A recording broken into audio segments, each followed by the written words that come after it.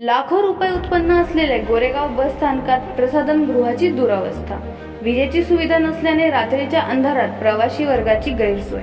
प्रसाधनगृहाकडे जाणाऱ्या रस्त्यावरच्या गटाराचे पाणी व कचरा।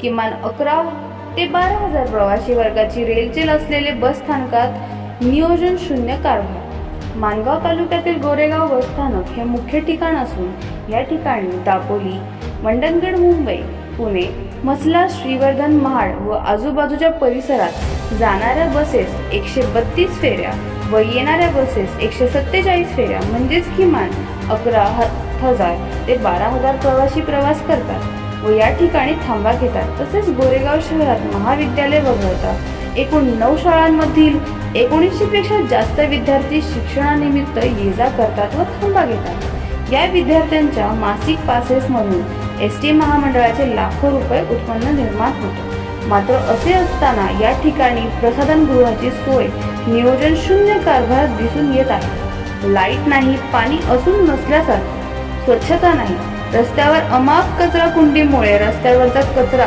साचलेला आहे। त्यामुळे या ठिकाणी प्रवासी वर्गाची मोठ्या प्रमाणावर गैरसोय होताना दिसते।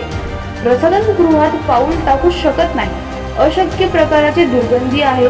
सदर प्रसाधनगृहाची सुविधा असून देखील नसल्यासारखी अवस्था निर्माण झाली आहे। बस स्थानकाची व स्थानकातील रस्त्याची देखील अतिशय गचाळ परिस्थितीने निर्माण झाली आहे।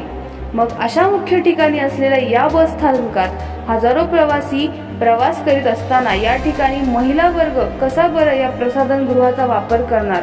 तसेच या ठिकाणी रात्रीच्या अंधारात काही अनुचित प्रकार घडला तर त्यास नक्की जबाबदार कोण असणार, अशी चिंता प्रवासी वर्गामध्ये निर्माण झाली आहे।